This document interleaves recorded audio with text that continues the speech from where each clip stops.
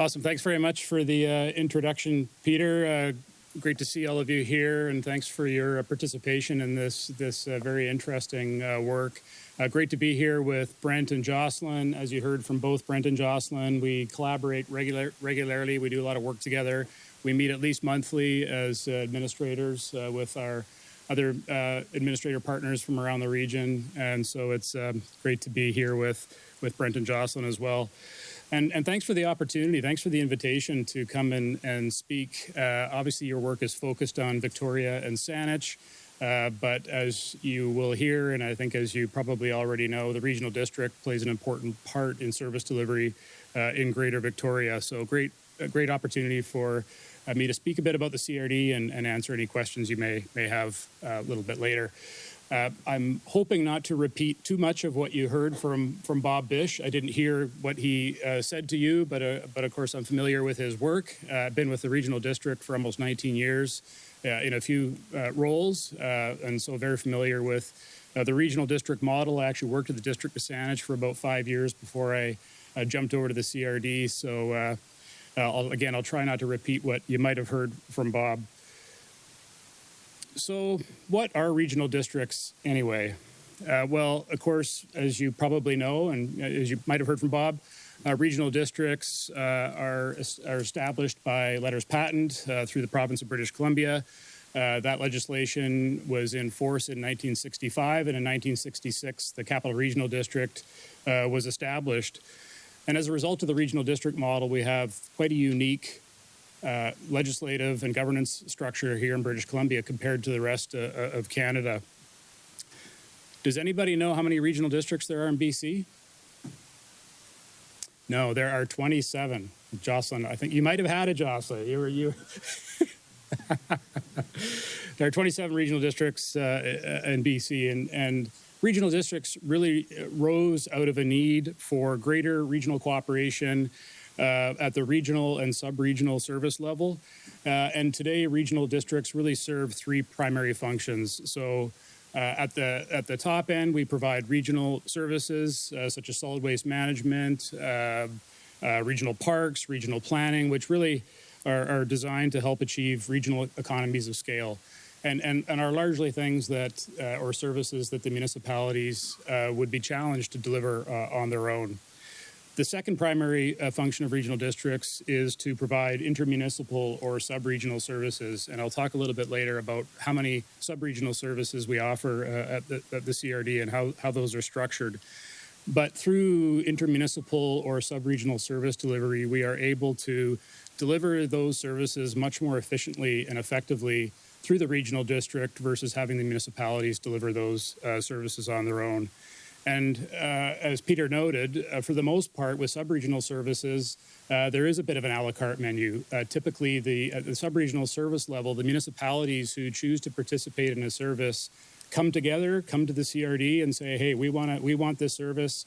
We, as two or more municipalities, want to participate in a sub-regional service.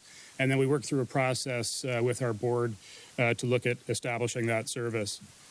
So again, the municipalities really value that opportunity, and typically at the sub-regional level for sure, they participate in those services by choice. And then finally, our third primary function is to serve as the local government for the unincorporated areas in the district. And in the Capital Regional District, we have three unincorporated areas, the Salt Spring Island electoral area, the Southern Gulf Islands electoral area, and the Juan de Fuca electoral area out west all the way to Port Renfrew. And so we, again, act as the local government for those unincorporated areas and provide what we call local services to those individual electoral areas. And so, again, as a result of the regional district model, we have a high degree of shared service delivery, particularly in the urban areas, and that is so across the province of British Columbia. And that is quite different compared to other major urban centres in Canada.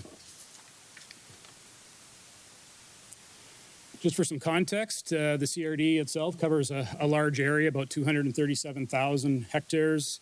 The entire population of the CRD is estimated about 457,000. We have 13 municipalities, the three electoral areas, as I mentioned. There are also 18 nations, First Nations, that identify parts of the capital region as being in their traditional territory, 11 of which have reserve lands within the capital regional district boundaries. And in some cases, the CRD provides services directly to those First Nations on reserve, and in other cases, their adjacent municipalities provide services to the reserve lands. And of course, as you would know, when you see the expanse of the regional district covers both urban and rural areas, as we've talked about here.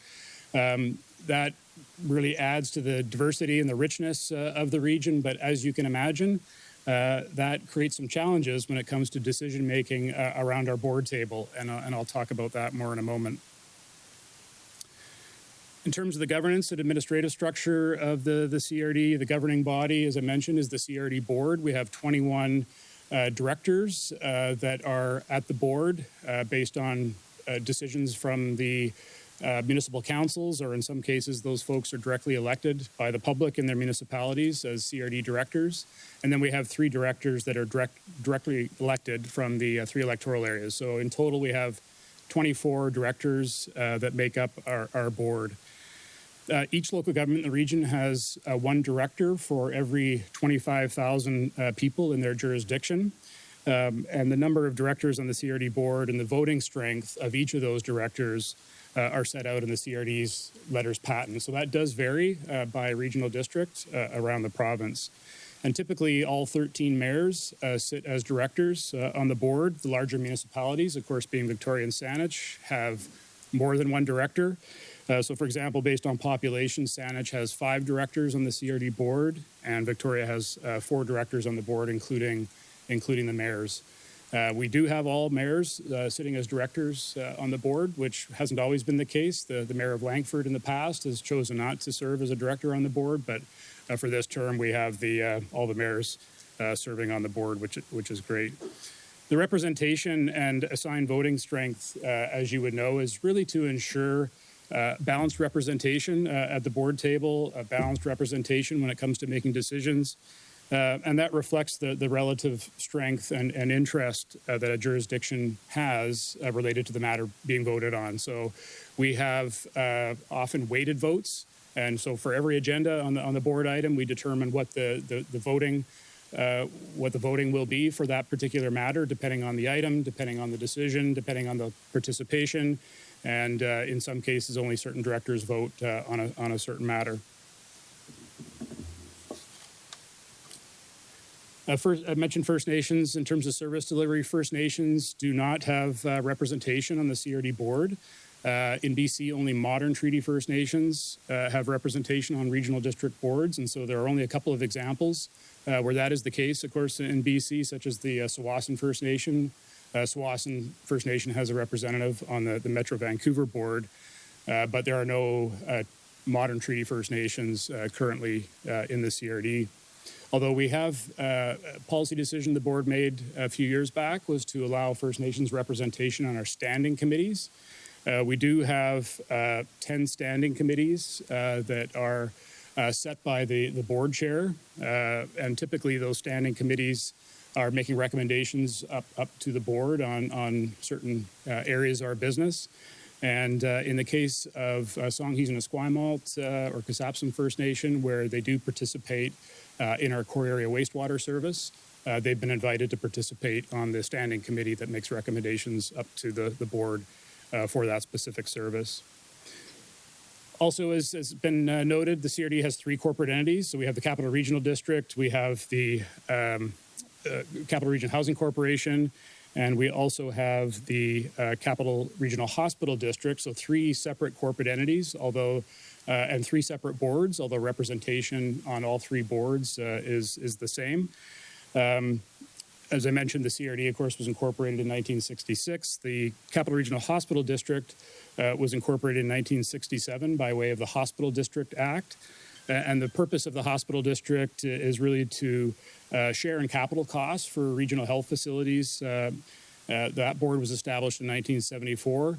But really, our capital program for the hospital district service is set by Island Health. So our staff work closely with Island Health staff in determining the capital program, and the hospital district, which we requisition for, helps share about 30% of the costs of health facilities in the region. And the Capital Region Housing Corporation, of course, a significant body of work that we are responsible for. It's a wholly owned subsidiary of the Capital Regional District with a mandate to develop and manage and deliver affordable housing across the region. Our housing corporation is the second largest not-for-profit housing corporation in the province, next to Metro Vancouver. We currently offer almost 2,000 affordable housing units in the region across over 50 buildings, and we're in the midst of developing new buildings as we speak. Just as a side note, there was some talk about housing targets, which of course many of the municipalities in the region are facing. The regional district itself, the housing corporation, don't have housing targets. That wasn't a requirement of the province. So we're building buildings, developing buildings within the municipalities. We have a couple on the go right now in Saanich, a couple in the works in the city of Victoria, and those municipalities actually get the unit count that they apply to their housing targets at the municipal level. So great cooperation there. Then in terms of the organization itself, similar to Jocelyn and Brent, I report to the board, the only employee of the board. We have an executive leadership team with 5 general managers that report up through me, who are responsible for 5 departments. They also, in a couple of cases, do double duty. So one of our general managers of finance and technology is also our chief financial officer, and our general manager of corporate services is also our corporate officer. And under the Local Government Act, the 3 positions, the CAO, the CFO, and our corporate officer, are the only required positions of a local government in BC Regional District. We have about 800 regular staff, about 700 auxiliary staff, so about 1,500 staff altogether. Similar to Brent and Jocelyn, our auxiliary staff are typically working in our rec centers, supporting our seasonal parks programs and that kind of thing. We also have about 1,500 registered volunteers, so we have a huge volunteer program at the CRD, which is actually quite critical to our operations. So a lot of the folks you see in our parks, our guardians, our patrols are in fact volunteers. We have folks dealing with invasive species in our parks. So it's an incredibly important program. We acknowledge those volunteers every year through a lunch that we offer because they're so key to our key operations. So I don't know what we would do if we had to fund all those positions, but we really appreciate the volunteer support. Just a shot of our board for the 2023 to 2026 term. You might recognize a few of those folks, elected officials from all over the region. Director Plant, Colin Plant, who's a Saanich councillor, is currently the chair of the board. He's actually been the chair for the past 6 years. We elect a chair, the board elects a chair and a vice chair amongst themselves every November. Chair Plant has indicated that he won't be running for chair again. And so next month we'll be holding chair and vice chair elections. And we elect a chair and vice chair for the Regional District Board, but also the Hospital District Board and the Housing Corporation Board as well. I think that was it. Our current board has set 5 strategic priorities for their term. As you can see here, those being transportation, housing, climate action, environment, First Nations, and governance. And there's been some consistency over board terms around that focus. Obviously, there's a refinement every board term in terms of the actionable items. As staff, once the board establish their priorities for their term, as staff, we prepare what we call a corporate plan, and that's a cover shot on the right side of the screen there. And that document, which is available on our website, sets out about 135 initiatives and actions that we will deliver as an organization to support advancing the board's priorities over their 4-year term. And so that really, at a high level, sets the work plan, the resource requirements, even the budget implications of delivering on the board's priorities over the course of their term. So I'd encourage you to have a look at that document on the website if you have a minute. Now shifting focus to service delivery. We use this slide. We do a council roadshow typically every couple of years. And we find often there's confusion around who does what in our region and who's responsible for what when it comes to service delivery. So this slide just is a bit of a snapshot in terms of who does what, who's responsible for what at the municipal level, the regional level, the CRD, and then the provincial and federal levels. And when you look at the list, it's easy to see sometimes why members of the public get a bit confused as who's responsible for what. So with parks, for example, of course, the municipalities have municipal parks, which we heard about from Brent and Jocelyn.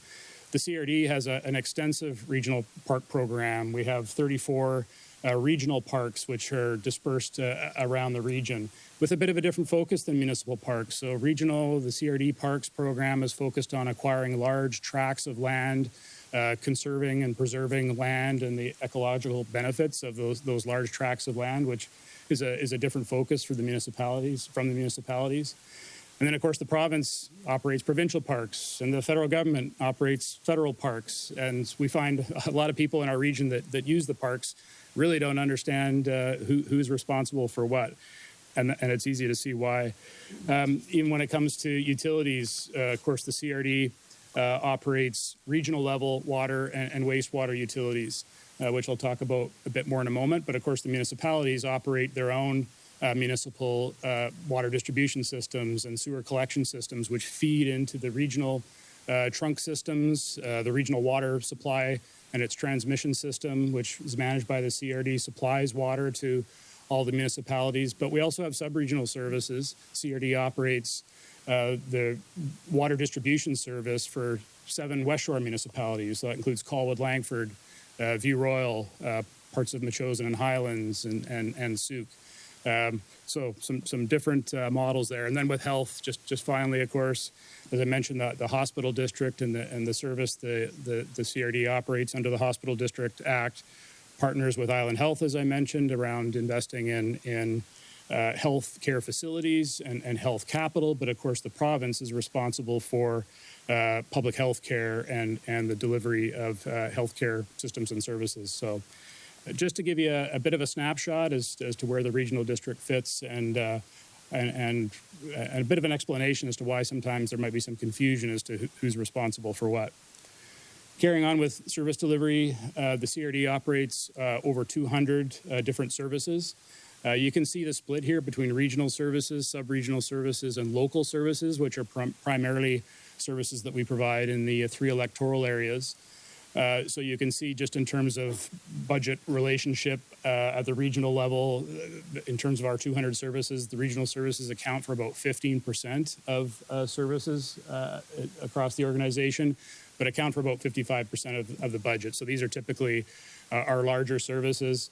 And then you can see the split there with sub-regional and local services. So 65% of the service portfolio of the CRD pertain to local services, but only reflect 10% of the budget. So we have a broad range of services and scope of service delivery, obviously regional level services, right down to our tiniest, smallest service on Salt Spring Island, a little water service that has 16 customers. And I can tell you, those small systems take a lot of time and effort to manage, particularly when they're more remote. But just to give you a sense of the range there. This is just another a snapshot. It's not a complete list of some of those regional, sub-regional, local services. So as you can see here, and you're probably familiar with a lot of the regional services that the CRD provides, solid waste and recycling, and a lot of these are mandated services. So of course, the province does not want Saniture Victoria to operate landfills. And so that's an example of a mandated service. We have a solid waste management plan, which is a requirement of the province. And all the municipalities and the electoral areas are obligated to participate in that solid waste service. And as a result of that, we have one landfill, which is obviously the goal. But as I said, we also provide regional park services, climate action on a regional level, where all our climate coordinators across the municipalities work together on more regional climate strategy. sub-regional level, we have a number of services at the sub-regional level, and this is where there is a lot of intermunicipal cooperation. So, for example, one of our larger sub-regional services, I mentioned the Juan de Fuca Water Distribution Service. We have 7 municipalities participating in that. On the peninsula, we have a number of sub-regional services where North Saanich, Sydney, and Central Saanich partner, including around recreation. So the Panorama Recreation Facility is a CRD facility that the 3 municipalities on the peninsula jointly fund and partner in. And then, as I mentioned, a number of local services as well. There was a handout, and I think they were left on the front table, but so feel free to pick one up on the way out. But it's our best attempt at trying to provide a snapshot at which municipalities participate in which services. Question?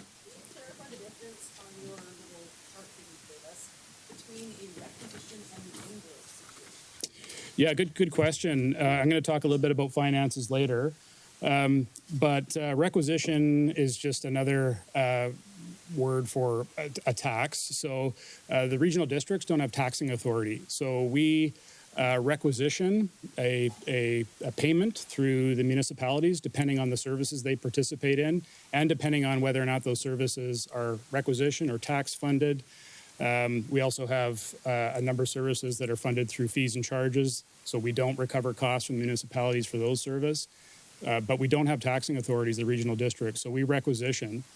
Some municipalities have chosen to provide an invoice, and I actually don't know if our CFO is here. He might be able to explain what the benefit is to the municipality, but some municipalities choose to have an invoice versus a requisition.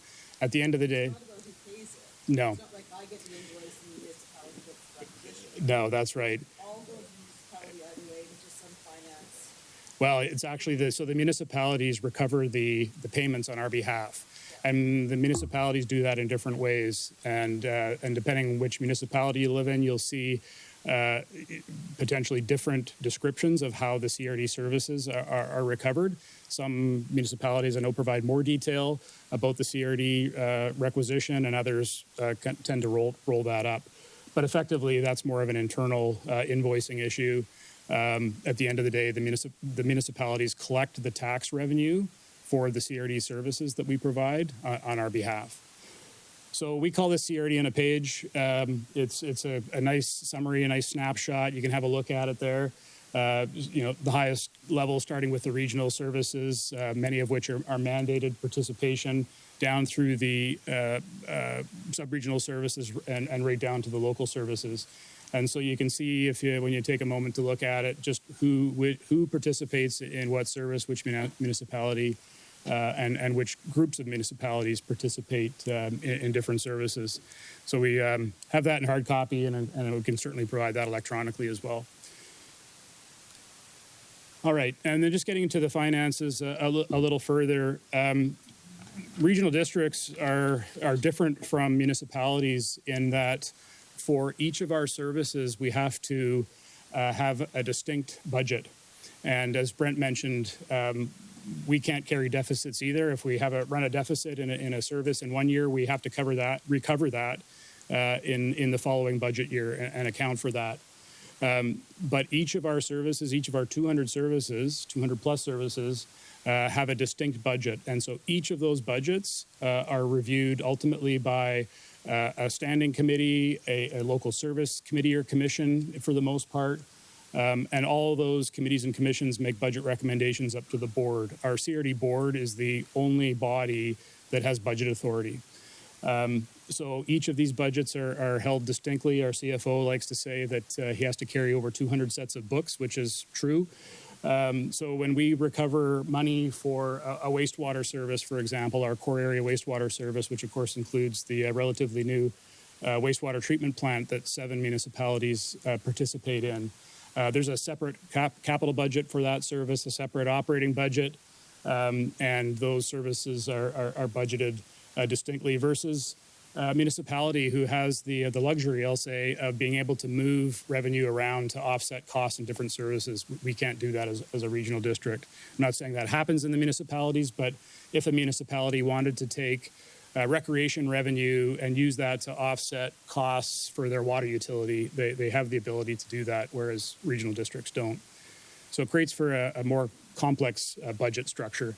Just very quickly, just for some context, you can see here for 2024, on a consolidated basis, our operating budget is $431 million between the RD, the hospital district, and the housing corporation. On the right side, the capital budget consolidated about $346 million, so just under $800 million in consolidated operating and capital for this year. I know this slide's going to be hard to read, but it's a slide we use out of our budget presentation because particularly at the board table, the elected officials are always liking to look over the fence and see what everybody else is paying. But there's obviously a lot more to the story because with the regional district model, it really depends largely on which services you participate in. And so if a municipality participates in a wider range of services that are requisition based or tax funded, it's really going to change the percentages on the right-hand side of this slide. Again, it's in the package, but we've highlighted Saanich and Victoria. The other key driver, of course, in terms of how requisition is allocated is around assessment value. And so, as I say, there tends to be a fair bit of focus on requisition and tax, but requisition actually makes up about 30% of our overall funding. So we recover a lot of revenue through fees and services. So our regional water supply service, for example, that's about a $45 million annual budget. That's entirely funded through the sale of water at the wholesale level to the municipalities. So those figures aren't included here. Anything that's funded through fees and charges is not included here. But the politicians tend to focus on the tax rate or requisition, as Jocelyn said, particularly lately where there's a lot of focus on the one taxpayer model, and that's something as administrators we're talking about all the time. So when it comes to how the requisition is calculated, costs are apportioned on property assessment values. So property values and the number of folios in a particular municipality are some of the primary drivers in determining the requisition rates. So for example, in this slide, you can see how the municipal requisitions and cost per household vary across the region. Saanich and Victoria are highlighted there. As I say, when comparing Saanich and Victoria in column A on the left, Saanich's assessments grew much slower than Victoria last year. So as such, they save on the requisition impact, where Victoria incurs a higher proportion of costs as a result of the assessments and the number of folios that were developed in the municipality on each year. And then by the time, like I say, you factor in the service participation, you can see how the requisition percentages year over year vary on the right-hand side of the slide. Question? Is that negotiated, or do you decide what the fee is, or do you decide what you're paying, what you say what you got? No, good question. So every one of our services has a service establishment bylaw. And within that bylaw, the basis for which funding will apply is set out in that bylaw. So whether it's through converted assessment or whatever the case may be, there's also a maximum requisition that kind of puts some guardrails around how much you can spend within a service. But each service, in short, has a formula, if you will, in terms of how those costs are established. And then this is a roll-up for budget.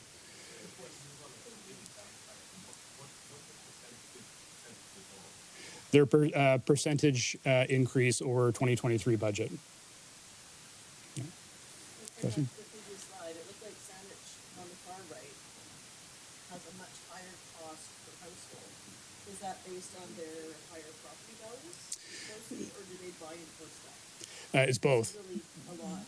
Yeah, it's really both. I mean, is the short answer. So again, let's pick one. So Highlands, for example, doesn't participate in nearly as many services as Saanich or Victoria, and so they don't feel that impact. But certainly the assessment values within the municipality and the number of folios in terms of how many properties can share in the cost of service delivery are the key drivers.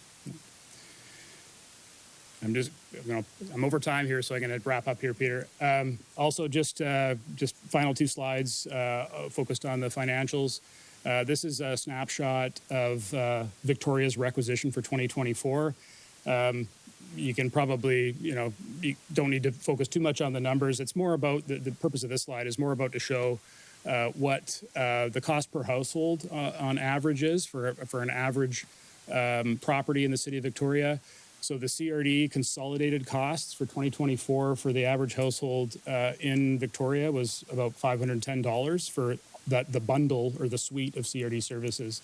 And the donut diagram there shows where a lot of that funding is directed: regional parks, debt servicing, and as I think Brent mentioned, the regional district provides the financing through the MFA for all the municipalities. And so this is an interesting thing for us when it comes to budget, because if Saanich and Victoria, for example, want to debt service infrastructure replacement, that flows through the CRD, and we have to reflect that increase, which we have no control over in our tax rates and requisition rates, which is again something that's very difficult to explain to the taxpayers. So 510 for a Victoria average household. Saanich is about 570. I think there was a question about comparisons there. So based on just the CRD bundle of services, the average household in Saanich pays about $570, so slightly more than a Victoria household. And again, percentage increases tied to that last table year over year. But I think I'll wrap it there. And